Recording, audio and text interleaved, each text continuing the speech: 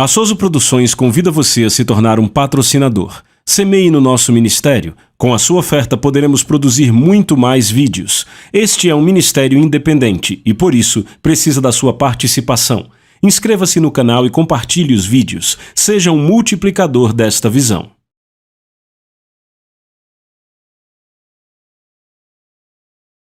Os versículos usados nos vídeos que traduzimos nem sempre correspondem a versões em português. Muitas vezes precisamos traduzir do original em inglês para fazerem sentido no contexto do vídeo. Aleluia! Uau, isso é ótimo, amém? Você pode sentar. Eu quero ver vocês empolgados essa manhã, amém? Certo, vamos continuar o nosso estudo sobre o livro Movido pela Eternidade. Nós estamos na 8ª hora, você sabe, há 12 horas no relógio. E na capa do nosso livro há um relógio que representa as 12 horas e a hora 12 é o zênite, é o auge, é onde o ápice acontece. Também é o lugar ao qual Jesus se refere, onde haverá a transição para o eterno. A Bíblia diz que ele virá à meia-noite, então eu penso que nessa representação, à medida que nos movemos até a hora 12, estamos nos preparando para a eternidade, amém?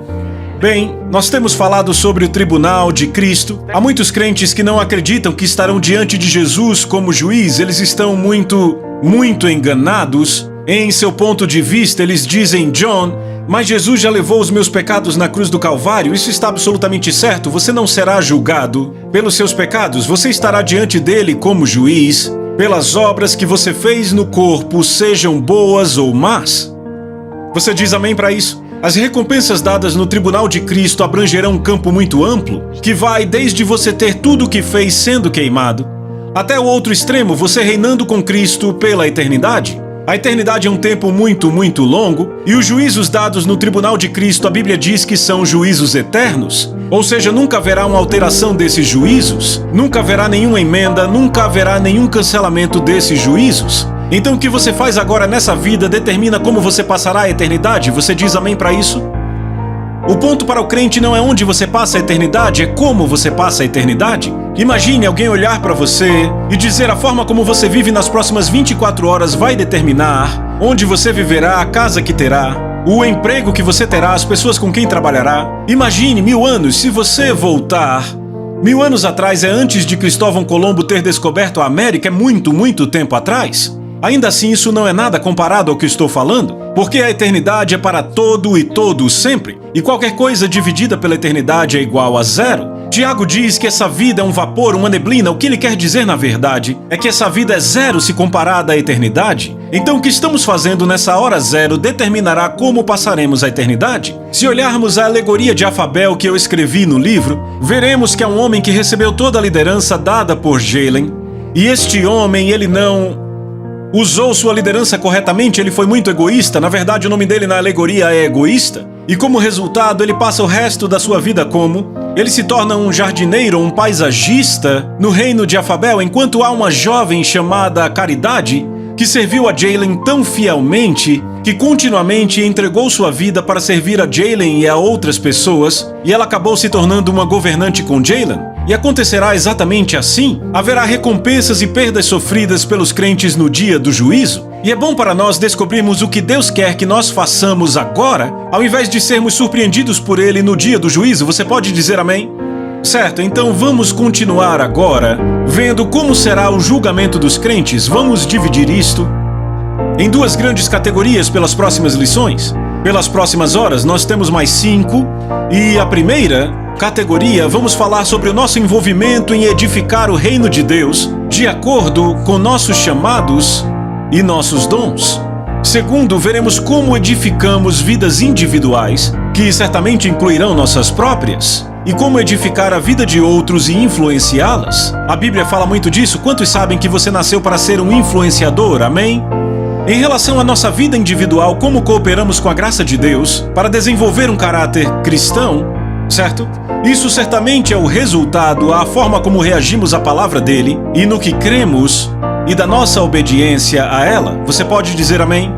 Então, Romanos capítulo 11, verso 29 declara algo interessante, porque nesta hora e nas próximas horas eu vou falar sobre o nosso trabalho no reino. Romanos 11:29, na Nova Tradução Viva, diz: pois os dons de Deus e o seu chamado nunca podem ser retirados. Os dons de Deus e o seu chamado nunca podem ser retirados. Repitam: dons e o chamado de Deus nunca podem ser retirados. Vamos falar sobre isso, então. A nossa capacidade para edificar o reino de Deus é inteiramente baseada na nossa cooperação com o Espírito Santo. Salmo 127, versículo 1, diz assim: a não ser que o Senhor edifique a casa. Repitam: a casa. Diga de novo: a não ser que o Senhor edifique a casa, trabalham em vão os que a constroem. Veja, isso aqui é pesado. A não ser que o Senhor edifique a casa. Foi por isso que eu chamei esta e a próxima lição de a casa feita sob medida para Deus. Eu estou falando sobre a casa feita sob medida para Deus, certo? A não ser que o Senhor edifique a casa, repita: a casa, trabalham em vão os que a constroem. Então isso me diz que podemos atuar no ministério, mas isso pode ser em vão. Podemos tentar edificar o reino, mas isso pode ser em vão. Só funciona se Deus edificar a casa. Há uma passagem interessante sobre isso. Vá para Isaías 66, eu vou te mostrar algo. Eu amo demais esta passagem. Eu ainda era um jovem crente muito zeloso da palavra de Deus e o Senhor imprimiu isso no meu coração. Então, em Isaías 66, Deus está falando a um grupo de pessoas que diligentemente trabalhava para servi-lo. Na verdade, o serviam rigorosamente de acordo com a forma das Escrituras, as suas leis e regulações para adorar a Deus de acordo com Êxodo e Levítico. Deus vai até essas pessoas que o serviam diligentemente. Veja o que ele diz no verso 1. Ele diz: assim diz o Senhor, o céu é o meu trono e a terra é o estrado dos meus pés. Onde está a casa? Repitam: a casa. Onde está a casa que vocês construirão para mim? E onde é o lugar do meu descanso? O que Deus basicamente está dizendo aqui é: vocês sabem quem eu sou de verdade? Eu sou Deus. O que vocês acham que podem fazer por mim? Eu sou dono do céu. De fato e de verdade, eu meço o universo inteiro com a palma da minha mão, do polegar até o midinho. É assim que eu faço. Você sabe quão grande é o universo? É imenso, entende? Eu o meço de uma ponta a outra com a palma da mão. Eu ponho as estrelas no lugar com meus dedos. Eu sou aquele que pesa cada gota de água do seu planeta com a palma da minha mão. Estão aqui? Eu sou Deus, vocês sabem quem eu sou. Então o que acham que podem fazer por mim? É como um monte de formigas andando e dizendo: vamos construir uma casa para você. E você diz: ah, tá bom. Vocês construíram uma casa para mim, tá certo. Isso faria até mais sentido do que nós construirmos algo para Deus. Então entenda isso, você não pode fazer nada que tenha valor eterno a não ser pela graça de Deus e pela unção do Espírito Santo. E você faz isso cooperando com o Espírito de Deus. Você pode dizer amém? Por isso a obediência é tão importante. Deus não busca sacrifício, Ele busca obediência. Repitam: obediência. Tem vezes que eu lembro daquela canção Obedecer, da igreja. Eu até concordo com a musiquinha da igreja, mas não adianta só falar, amém? Agora, podemos construir sem o Espírito de Deus, mas para a eternidade não tem valor nenhum. E aí Deus diz: onde está a casa que construirão para mim? E aí ele diz, veja o que ele diz no verso 2: porque todas as coisas a minha mão fez e tudo o que existe, diz o Senhor, mas sobre esta eu vou olhar. Repita: olhar. Olhar quer dizer se importar. Significa prestar muita atenção, significa estimar. Ele vai para aqueles adoradores fervorosos e puxa o tapete deles. Eles ocupados servindo a Deus, e Deus diz: eu não preciso de vocês. Mas Jesus diz: eu escolhi vocês. Então Deus não precisa de nós, mas Ele diz: eu escolhi estes, por estes eu estou procurando. E Ele continua dizendo: eu cuido dos pobres, repitam: pobres, e de espírito contrito, dos que tremem diante da minha palavra. Deus diz: aquele que pode edificar a minha casa é o que é pobre. O que pobre significa? Significa humilde. Davi se chamava de pobre e ele tinha muito ouro e prata. Muito mesmo. Ele tinha uma casa muito maior do que a maioria das pessoas aqui. Ele era muito rico. Ainda assim se chama de pobre. Pobre quer dizer humilde aqui. Sabe, a maioria das pessoas na igreja não sabe o que é humildade. Sabe, para a maioria das pessoas, humildade é estar fraco e sem forças. Isso não é humildade. Na verdade, muitas vezes na Bíblia, as pessoas humildes eram confundidas com arrogantes. Estão comigo? Veja Davi foi para a batalha, seus irmãos estavam lá, atrás de uma rocha tremendo. Ele olha para os irmãos, soldados, ele olha para o filisteu e diz: quem é esse filisteu aí? Esse incircunciso que desafia o Deus vivo? E o irmão mais velho de Davi olha para ele e diz: quem você acha que é, seu moleque arrogante, cheio de orgulho? Nós somos os guerreiros aqui, volte para casa.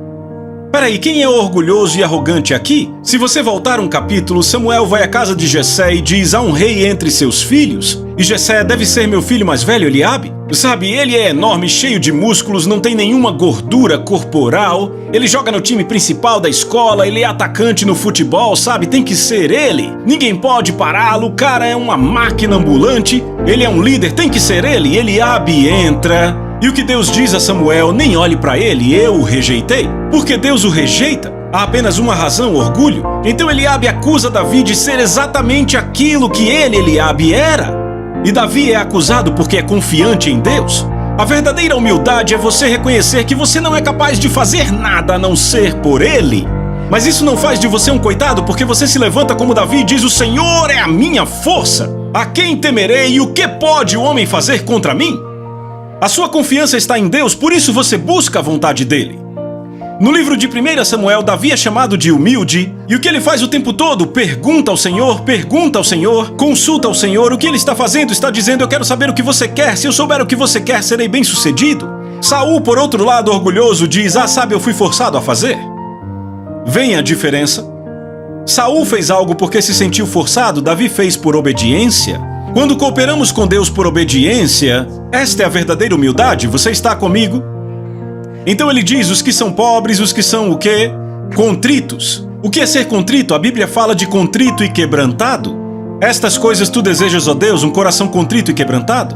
A palavra quebrantado, em inglês falamos quebrado, mas o que isso significa, a maioria dos crentes não sabe. Para entender quebrado nesse contexto, olhe para um cavalo. Você pode ter o cavalo que é o mais rápido do estábulo, mas se ele não for quebrado, quando o tempo da guerra vem, os cavalos menos habilidosos e mais rápidos vão para a guerra. Por quê? Porque são quebrados. É a palavra para quebrantado aqui. Quando o guerreiro sobe no cavalo em direção àquela batalha, com a espada desembainhada, o cavalo não vai desviar do seu caminho, a não ser que o cavaleiro dê a ordem. Aquele é o seu mestre e ele é completamente submisso à sua ordem. Por isso que os americanos são um dos povos mais difíceis para se pregar o evangelho, e eu já preguei pelo mundo todo. Porque somos um povo tentando entender os princípios do reino com uma mentalidade democrática. O reino de Deus não é uma democracia, é um reino. Existe hierarquia e autoridade. Então Deus diz à pessoa que é completamente submissa à autoridade, seja minha autoridade direta ou minha autoridade delegada. Por isso Deus diz para obedecermos aos pais, por isso Deus diz para obedecermos para sermos submissos aos nossos líderes espirituais. Por isso Deus diz para sermos obedientes aos chefes no trabalho, para obedecermos às autoridades do governo. Estão comigo? Porque a autoridade dele é delegada através deles. Eu estou pregando melhor e você diz amém? Vocês ainda estão aqui? Amém?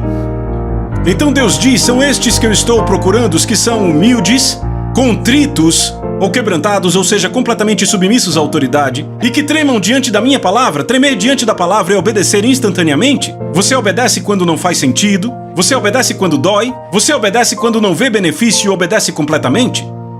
Você pode dizer amém?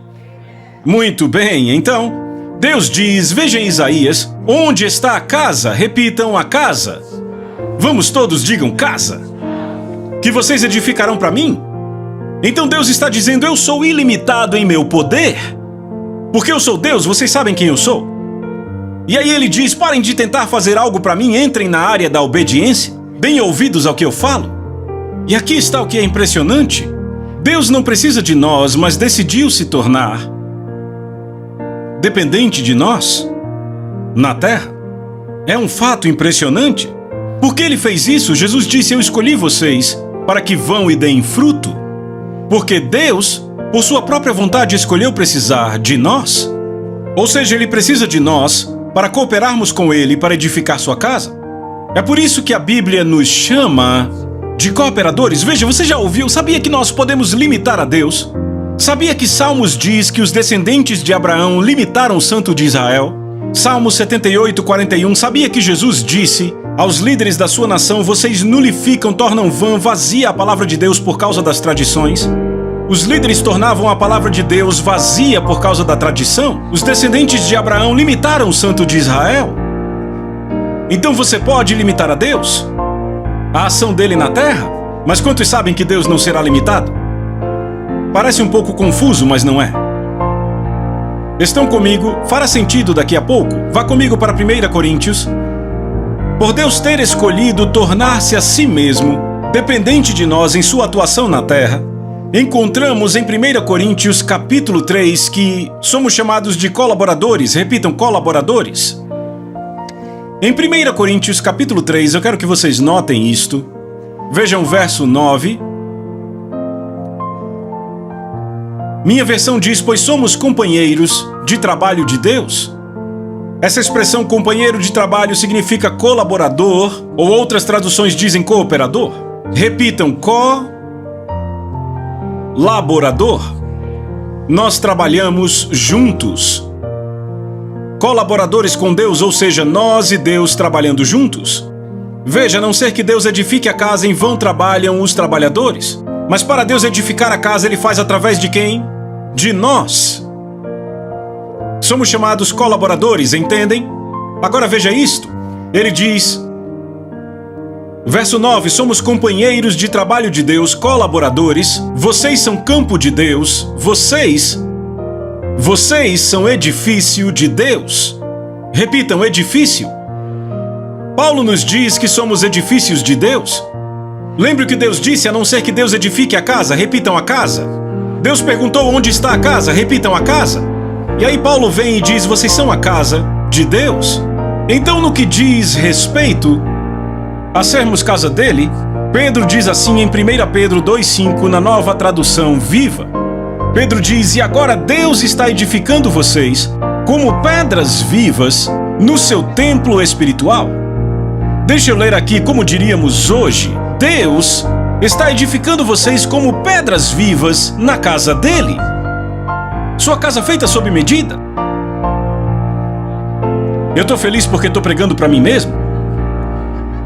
Então, baseados em 1 Coríntios 3,9, vemos que temos dois papéis na casa. Número 1, somos material de construção. Somos pedras vivas. Boa palavra essa, hein? Número 2, somos construtores, empreiteiros. Ok? Agora ouçam. Toda vez que se constrói uma casa sob medida, os que trabalham com construção aqui sabem do que eu estou falando. Quando nós construímos uma casa sob medida, a primeira coisa que se faz é projetá-la, certo? Fazemos as plantas e aí vem uma parte muito importante que muita gente não entende, que é a agenda do empreiteiro. Os empreiteiros, quem são eles? Tem o cara do piso, o cara das janelas, os caras do teto, o homem do concreto, tem também o pessoal das tubulações, o pessoal das estruturas, encanadores, eletricistas estão acompanhando. Você tem que bater a agenda com esses caras e se não fizer isso corretamente, você terá um caos, certo? Então Deus projetou sua casa sob medida antes mesmo de criar a terra. E ele começou pela fundação. O nome dele é Jesus, estão aqui? Estão captando? E deixa eu falar mais uma coisa aqui. Quando você constrói uma casa sob medida para si mesmo, com certeza você pega os melhores materiais e contrata os melhores trabalhadores, certo? Deus começou a casa sob medida dele há muito tempo atrás. E ele diz, a minha casa sob medida, eu vou dar um nome a ela. Minha casa sob medida se chamará Sião. Este é o nome da minha casa sob medida, ok? Porque ouça o que Deus diz no Salmo 132, 13 e 14. Pois o Senhor escolheu a Sião, Ele a desejou para ser sua morada. Este é o lugar do meu repouso para sempre. Eu estou me alegrando. Aqui eu habitarei, pois assim desejei. Você quer ouvir de novo? É muito bom. Salmo 132, 13 e 14, de novo, diz assim, pois o Senhor escolheu a Sião. Ele a desejou para ser a sua morada. Este é o lugar do meu repouso para sempre. Será a casa dele para sempre. Ele não vai se mudar para outra casa. Não vai terminar e dizer, cansei dessa casa, vou construir outra. Tem gente que faz isso, mas Deus não faz. Ele constrói a melhor e diz, este é o meu lugar de repouso para sempre, aqui habitarei, pois assim desejei. No Salmo 102, 16, pois o Senhor edificará Sião. Salmo 50, verso 2, desde Sião a perfeição da beleza resplandece de Deus. Certo? Ele vem trabalhando nessa casa há milhares de anos, não é? Ele preparou o plano antes que o homem fosse colocado na terra. Em sua onisciência ele sabia que o homem cairia, embora não fosse seu plano, mas ele sabia que aconteceria, certo? Então ele disse, eu vou começar a minha casa pela fundação. E aí lemos em Isaías 28:16, eis que ponho em Sião uma pedra, na casa dele. Eu ponho em Sião uma pedra testada, preciosa pedra angular, para um alicerce seguro. Esse é Jesus, certo? Estão entendendo? Aí Pedro diz em 1 Pedro 1:20 que Jesus foi pré-ordenado antes da fundação do mundo, certo? A preciosa e experimentada pedra angular. Então Jesus não é apenas a pedra fundamental e angular, mas ele é o empreiteiro-chefe. Ele é o chefe dos empreiteiros. Veja, a pedra preciosa e experimentada fala da relação dele com a sua casa. Mas o empreiteiro-chefe trata da sua obra, certo? Lembra que eu falei dos dois papéis, somos material e construtores? Entendem? Então ouça o que Jesus diz sobre o trabalho dele como empreiteiro-chefe. Ele executou com perfeição porque em oração disse assim, João 17:4, eu consumei a obra que me deste para fazer. Certo, você entende? Então vamos falar da obra dele como empreiteiro-chefe. Vamos então. O Pai iniciou todo o projeto contratando Jesus no tempo determinado, Gálatas 4:4, certo? No tempo determinado enviou Jesus. Então ele contratou todos os operários, os colaboradores, você e eu. No entanto, eles não seriam apenas os operários, mas também os materiais da casa, isso por 1 Pedro 2:5. Deus edifica vocês como pedras vivas, eu acabei de ler. Mas ele também nos ordenou que fôssemos empreiteiros, porque Efésios capítulo 2, verso 10 na NVI diz assim, porque somos obra da mão de Deus, criados em Cristo Jesus, para fazermos boas obras, as quais Deus preparou de antemão para fazermos. Então somos tratados como empreiteiros, veem isso? Certo? Então, note que ele preparou as nossas tarefas, o quê? De antemão. Posso ler de novo? Somos obras das mãos de Deus, criados em Cristo Jesus para fazermos as boas obras, que Deus preparou de antemão. Repita, que Deus preparou de antemão para fazermos. Hebreus 4:3 diz que as obras estavam concluídas desde a fundação do mundo. Estão comigo? No entanto, com relação às nossas atribuições pessoais como operários, a única coisa que encontramos escrita é que elas foram dadas antes de nascermos. Davi disse no Salmo 139. Certo, veja o que Davi disse, Salmo 139 na Nova Tradução Viva. Se você não tem essa versão, apenas ouça. Verso 16. Davi diz, tu me viste antes que eu nascesse? Cada dia da minha vida foi registrado no teu livro? Cada momento foi designado antes que um único dia se passasse? Você entendeu isso? Leia de novo, está projetado aqui na tela. Ele diz, tu me viste antes que eu nascesse? Cada dia da minha vida foi registrado em teu livro? Cada momento, repita, cada momento, foi designado antes que um único dia se passasse? Cada momento designado antes que um único dia se passasse? Isso está alinhado com o que Paulo diz? Paulo diz, quando, porém, ao que me separou antes de eu nascer e me chamou pela graça, aprove, repita, chamou. Isto é Paulo falando do chamado dele? Jeremias diz, eu te conheci antes de te formar no ventre da tua mãe, antes de você nascer eu te separei e designei porta-voz para o mundo. Jeremias 1:5, Nova Tradução Viva. Cada dia, cada momento foi designado antes que um único dia se passasse? A pergunta é, será que vamos cumprir o planejado para nós? Eclesiastes, capítulo 3. Eu quero que todos abram lá. Eclesiastes, capítulo 3. Quem achou, diga amém. Certo, do verso 14, eu vou ler na Nova Tradução King James. Eu sei que o que quer que Deus faça, isto será para sempre. Nada, todos gritem, nada. Nada pode ser adicionado a isto. Foi o que Deus falou em Isaías 66 para aqueles caras. O que acham que estão fazendo, nada será acrescentado. A não ser que Deus construa a casa em vão trabalho. Repitam, nada. Eu sei que o que quer que Deus faça, isto será para sempre. Nada pode ser adicionado a isto. E nada, repitam, nada, tirado disto. Deus assim faz para que os homens o temam. Viram isto? Eu estou construindo uma casa sob medida. E eu vou terminá-la. Você não adiciona nada, nem pode impedir que ela seja terminada. Mas, e é aí que você entra, versículo 15. Aquilo que é, já foi. Aquilo que será, já foi. Peraí, o que isso quer dizer? Aquilo que é, já foi, e aquilo que será, já foi? Cada momento da minha vida foi escrito no livro dele, cada segundo da minha vida foi escrito no livro dele antes de eu nascer. Aquilo que é, já foi. Aquilo que há de ser, já foi também. Mas veja o que ele continua dizendo e é assustador. E Deus requer a prestação de contas daquilo que é passado. Olhem para mim aqui. Na mente de Deus, o que é já foi, a minha vida foi escrita no livro dele antes de eu nascer. O que há de ser já foi também na mente de Deus antes de eu nascer. Mas aquilo do meu passado eu prestarei contas no trono do julgamento. Ou seja, será que eu cumpri o que ele escreveu para eu fazer? Ou será que eu fiz o que eu quis?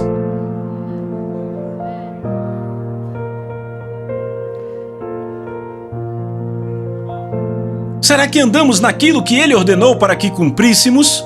Prestaremos conta do passado? Será que estragamos tudo e ao mesmo tempo perdemos nossa função? Ou ele terá que passar o que tínhamos que fazer para outro? Cada um, ouçam o que eu digo, cada um tem o chamado divino na sua vida. Cada ser humano nascido de novo tem um chamado divino na sua vida, você tem. Não apenas pregadores, não apenas ministros ou pastores, cada ser humano nesta igreja tem um chamado divino na vida.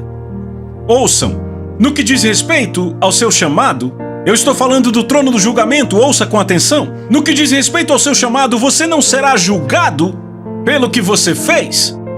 Você será julgado de acordo com o que foi chamado para fazer.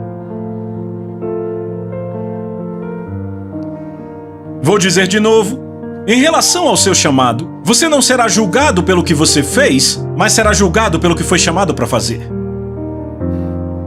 Por exemplo, no trono do julgamento, Jesus vai falar: Evangelista Anderson, dê um passo à frente. E lá vai aquele homem tremendo diante do trono. Jesus é que... Jesus, sabe, você quis dizer contador Anderson, não? Eu era um contador, eu tinha minha própria firma, muita gente trabalhava para mim. E Jesus, nós fizemos uma organização sem fins lucrativos, ajudamos muitas igrejas e missionários e nós... Você quis dizer contador Anderson, não foi? Evangelista Anderson, preste contas do seu chamado. Preste conta de todas as almas na Ásia que eu te chamei para salvar. Eu quero vê-las. Mas Jesus, eu estava ligado à igreja, eu era membro lá, eu ajudava missionários a ir para a Ásia, nós... Preste contas das almas. Tudo o que ele fez será queimado. A não ser que o Senhor construa a casa, prestaremos contas do que está no passado. E aí você ouve algo assim? Contador Jones, dê um passo à frente. Contador Jones. O homem treme e diz: Contador Jones? Você quis dizer Pastor Jones? Eu era pastor. Eu pastoreei aquela igreja na periferia de Chicago e tínhamos 300 pessoas eu era um pastor. Eu chamei você para ser um membro fiel daquela igreja com 5.000 membros do outro lado da cidade. Eu chamei você para abrir um escritório de contabilidade e ajudar a igreja, para ajudar ministérios e organizações pelo país para eles manterem as contas em ordem. Se tivesse me obedecido, todas as almas tocadas pelo seu pastor do outro lado da cidade onde você seria membro, seriam creditadas a você 5.000 almas. Seriam creditados todos os ministérios que o seu trabalho como contador ajustasse. Você seria creditado dessas almas? Sua igreja com 300, bem, não era minha vontade, tudo será queimado. Ei, você tá aqui? Isso tá na Bíblia. Não faz essa cara de cachorro que caiu da mudança, tá na Bíblia. Você não sabe, faz 17 anos que eu viajo. E eu tenho visto pastores presidentes que eu sei pelo Espírito que deviam ser auxiliares, mas por orgulho abriram outra igreja. Pastores auxiliares dividindo igrejas, abrindo igrejas que não deveriam abrir. Eu tenho visto homens de negócios Homens de negócios, ouçam, que deveriam estar no ministério. Mulheres de negócios que deveriam estar no ministério, ouçam, pastores que eu sei que deveriam estar no mercado de trabalho como executivos. Tenho visto pessoas casando com a pessoa errada e como resultado não cumprem o chamado. É a coisa número 1 que o inimigo usa, ouviram isso, jovens? Para te desviar do chamado de Deus para a sua vida, fazer você casar com a pessoa errada. Eu vejo gente não cumprindo seu destino porque gostam demais de esportes, ou se interessam muito por compras, ou muito por TV, ou muito interessadas em prazer. Eu vejo gente que deveria estar nos esportes, mas querem ser pregadores. E deveriam estar no mundo dos esportes. Eu tenho um amigo muito querido, ele é golfista. Ele estava em um de nossos encontros no ano passado uma conferência com 4.000 pessoas no ano passado, eu tive o privilégio de pregar lá, ele estava lá com a sua esposa. Eu orei por ele, o poder veio, ele caiu no chão, ficou lá 20 minutos, quando levantou ele disse, John, Deus me disse que eu devo focar no golfe. Eu disse, graças a Deus. Porque ele era tão apaixonado pelo ministério. Ele queria pregar em igrejas quando viajava pelos campeonatos, e posso dizer, esse ano ele foi melhor que o ano passado. Ele ficou entre os 5 melhores esse ano. E ele será ainda melhor porque Deus o chamou para aquele mundo. Ele está levando pessoas ao Senhor naquele mundo. Estão comigo? E aí alguém diz, mas John, qual é o meu chamado? Bem, a primeira coisa é, você foi chamado para cumprir o seu destino, não o meu. Então a questão principal é, qual o meu chamado? Sabia que Deus vai te mostrar o teu chamado? E sabia que tem muita gente que não sabe disso?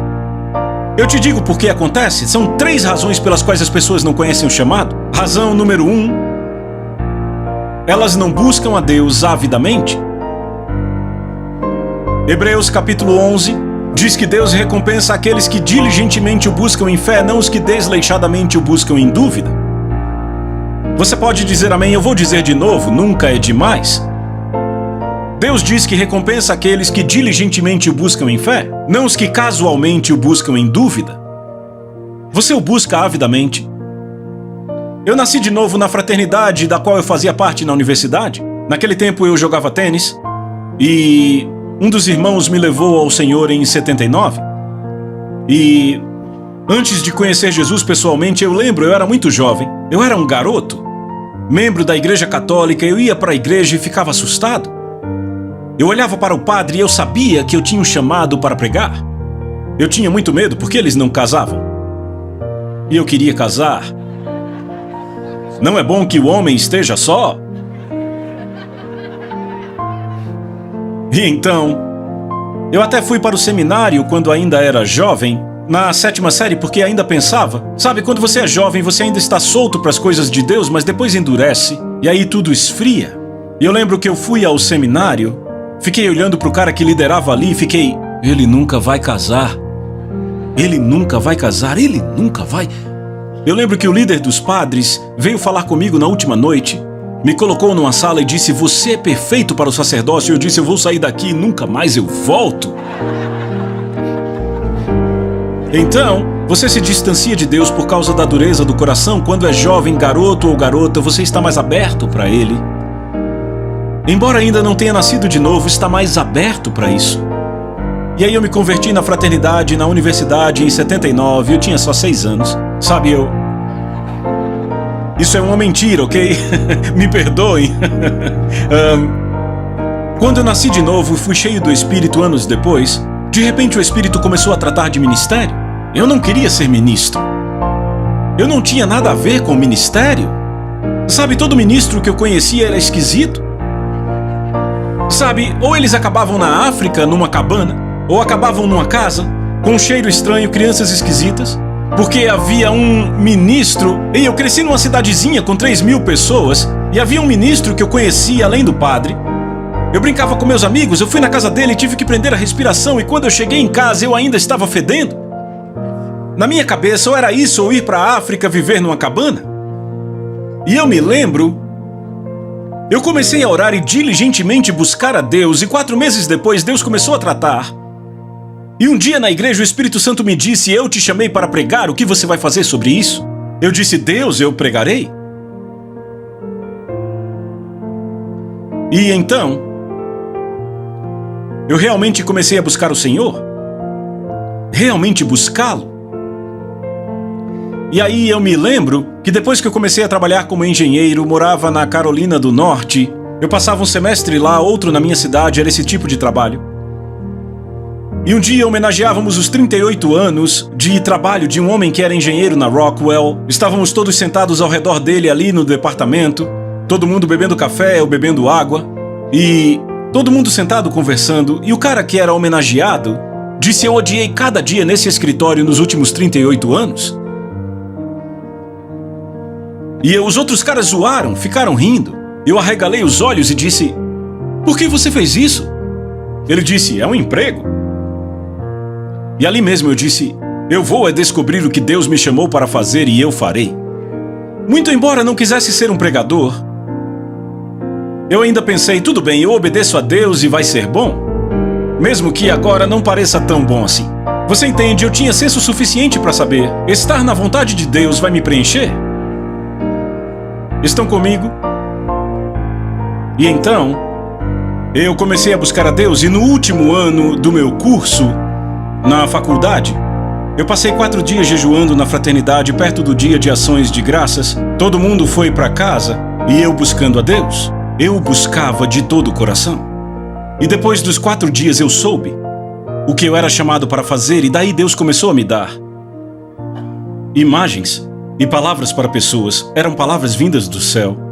E eu soube, a partir daquele momento, que Deus havia me chamado para pregar o Evangelho às nações, porque Ele me mostrou.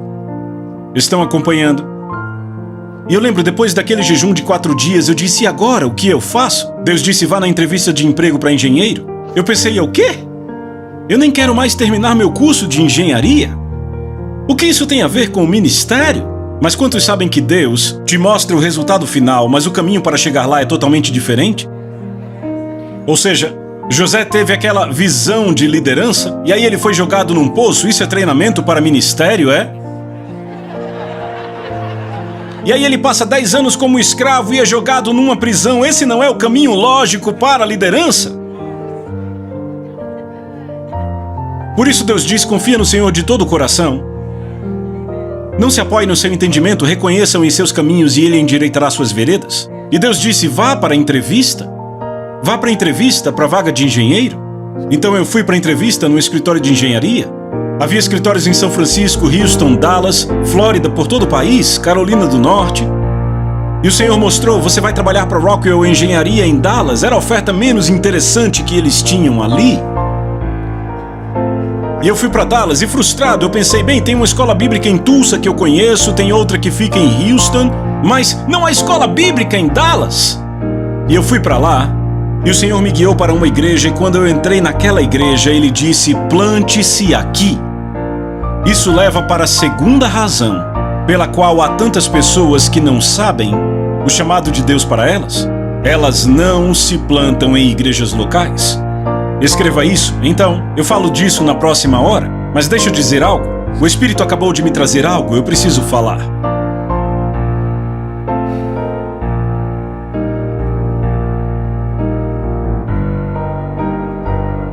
Cada momento da sua vida foi escrito antes de você nascer. Cada um de vocês tem um chamado. Eu estou pensando em alguém da minha equipe que tem um dos mais interessantes testemunhos. Um dos membros da minha equipe que pastoreia uma igreja de 4.000 pessoas, na Carolina do Norte. Em 1991 ele tinha 45, Deus o mandou pegar os 4 filhos, sair de Dallas e começar uma igreja na Carolina do Norte. Ele começou uma igreja com 13 pessoas, e hoje a igreja tem mais de 4.000 pessoas. É uma igreja maravilhosa, absolutamente maravilhosa. Ou seja, os testemunhos das pessoas daquela igreja, se eu começar a contar, sabe, eles são totalmente estarrecedores. A igreja continuou a crescer, construíram um belo prédio, e o pastor notou que havia um senhor de cabelo branco. Ele vinha toda vez para todos os cultos, e o homem sentava lá atrás, muito bem vestido, terno bonito, uma aparência distinta, e lágrimas corriam pelo seu rosto. Meu amigo pastor e seus conselheiros pensavam: por que aquele homem sempre vem e fica chorando? Eles sentiam que não era como se ele estivesse sendo tocado. Pelo Espírito de Deus, parecia que ele chorava mais por culpa. O meu amigo não entendia, mas ele não queria se aproximar do homem, ele queria deixar e ver o que acontecia. E finalmente aquele homem se aproximou de um dos pastores auxiliares. Olhou para o pastor auxiliar e disse: em 1981, Deus me disse para começar uma igreja aqui na Carolina do Norte. Ele disse: de fato, ele me deu um sonho, me mostrou a igreja. Ele disse: o sonho era tão vívido e claro que eu fui a um profissional especializado em desenhos de ambientes. Ele disse: mas aí eu tive alguma resistência. E ele disse: eu decidi não fazer mais aquilo por causa da resistência, até fiz algumas viagens como ministro. Ele disse: mas eu acabei não me dando bem, voltei para o mundo dos negócios. Ele olhou para o pastor e disse: eu quero te mostrar algo. Ele puxou um documento e começou a desdobrar aquele papel. E ele disse: esse é o croquis do prédio que Deus me mostrou. Era exatamente o prédio que eles construíram. Entenda cada mínimo detalhe. Sabe, desde a enorme cruz que eles tinham na frente até todo o projeto arquitetônico era o mesmo prédio. Ele disse: Deus me disse para fazer isso e eu não fiz. E sabe, meu amigo pastor ministrou a ele e o ajudou. Catherine Kuhlman disse: eu era a terceira escolha de Deus. Eu estou falando disso agora, mas vamos voltar a esse assunto. Deus disse: eu vou terminar minha casa, nada será adicionado ou tirado. A pergunta é: você será aquele que cumpre a sua tarefa, ou vai fazer do seu jeito e perder tudo no julgamento? Porque eu vou ter esta casa, ela será terminada. A pergunta é: você será o empreiteiro que não termina a obra ou não faz a obra e eu terei que achar outro? Por isso eu não acredito que nossa obra foi dada na fundação da terra, porque a Bíblia não diz assim, foi nos dada no útero da mãe. Porque Deus vem orquestrando as coisas. Eu sei que Ele conhece o fim desde o começo, Ele sabe de tudo, mas talvez Ele ache interessante.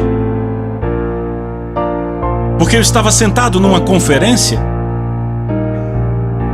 em 1995. Eu estava pregando para 8.000 pessoas naquela conferência. E um homem de Deus muito sábio, que era um bispo, me entregou uma palavra. Sabe quando você recebe uma palavra e ela fica grudada? Eu abri o papel e a palavra dizia: há outros homens que Deus chamou para pregar e fazer as coisas que você vai fazer, mas eles deixaram passar a tarefa. Então você recebeu algumas tarefas, que eram tarefas originalmente de outros homens. Eu nunca esqueci disso. Era um homem de 80 anos. E eu percebi que há a soberania. Deus diz: vou construir minha casa, ela será feita. Mas aí há o livre-arbítrio. E aí Deus diz: você tem uma escolha, mas prestará contas do passado. Cada momento foi escrito. Mas será que você cumpriu? É algo para pensarmos, não é? Pai, em nome de Jesus, obrigado pelo que você nos deu nesta hora. Senhor, continuamos. E eu peço que você continue revelando a sua vontade para nós, em nome de Jesus. Amém? Daqui nós partiremos para a segunda parte. Eu não terminei, eu vou falar das 3 razões. Vamos continuar falando sobre estar plantado na próxima hora. Vejo você lá.